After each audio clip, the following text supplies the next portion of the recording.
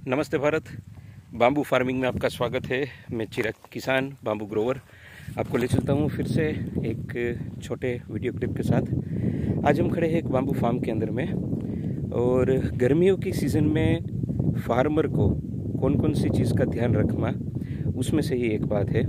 गर्मियों की सीज़न में ख़ास तौर पे जहाँ पर खेतीबाड़ी कम हो रही है या सीजनल पाक रेनिंग सीज़न में ही उगाते हैं, वहाँ पर लोग अपने बाउंड्री पे या सेढ़ा पे या हम कह सकते हैं खेतर के चारों ओर जहाँ खुद की फसल लगी हुई होती है, उसके बाद एक्स्ट्रा ग्रास जो होता है उसको जलाते हैं। तो जलाने का सिनेरियो ऐसा रहता है कि जैसे ये भी एक बाम्बू फार्म है, यहाँ पर पास वाले ने जलाया हुआ था, तो वो जलाने के कारण आप देख सकते हैं नली वगैरह जो है वो सारी जल चुकी थी। बांस भी बीच बीच में आप देख सकते हैं। ये सारा ब्लैक जो आपको दिख रहा है, ये ब्लैक शेड ही वो है जो रूटिंग ग्रास हुआ पड़ा था। जब इतने 8 फीट 9 फीट के बांस हो जाते हैं, उसके बाद नीचे ग्रास में हम कुछ करते नहीं हैं। तो ख़ास तौर पे ये पास वाले फार्म वाले ने जो जलाया था, तो जलाने के कारण यहाँ पर ड्रिप इरिगेशन में एक नुकसानी आई थी। देख सकते हैं आप, जो ड्रिप लगी हुई थी वो जल गई है, और फिर से नया ड्रिप जो है वो इसको जोड़ के लगाया हुआ है।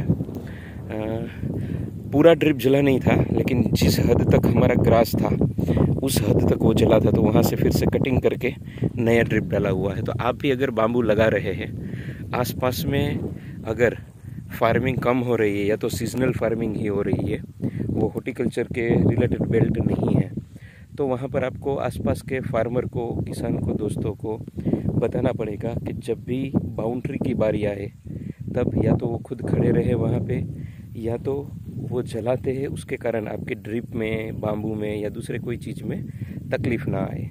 इतनी चीज़ है छोटी सी, लेकिन अगर वो जलाने से पहले का जो खेल है, जैसे कि मार्च में या अप्रैल में ये सब लोग जलाते हैं, तो फरवरी में ही अपने चारों पासे जो भी फार्मर मित्र है जिनका खेत है, उनके साथ एक बार बातचीत कर ली जाए, तो जब भी वो काम करेंगे तब उसको ध्यान में रहेगा, और हम उस दिन अपने खेत में खड़े रहें तो ख़ास तौर पे हम काफ़ी चीज़ में अपना बचाव कर सकते हैं। यदि एक बार ऐसा हो गया तो इसमें खर्चा बड़ा नहीं था, लेकिन ये करने के पीछे का जो वर्क है वो बढ़ जाता है।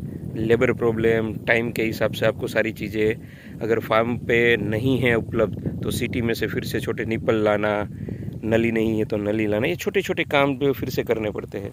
जैसे ये ड्रिप लगा हुआ है तो ये खोदना, वो भी एक वर्क हो गया आपका। उसके बाद में से नीचे से चोटियाँ निकालना, जॉइंटर लगाना और नली को फिर से स्टार्ट करना। तो जब भी आप बाम्बू का फार्म लगाते हैं, आसपास में रेगुलर खेती होती है, तो भूल के भी फरवरी मार्च के बीच में ऐसे ही खेत को ना छोड़े, और अपने आसपास के चारों पासे जो भी फार्मर है उसके साथ बात करिए, और वो जो रेगुलर प्रैक्टिस कर रहा है उससे आपको क्या क्या नुकसान हो सकता है उसको एक बार समझाइए।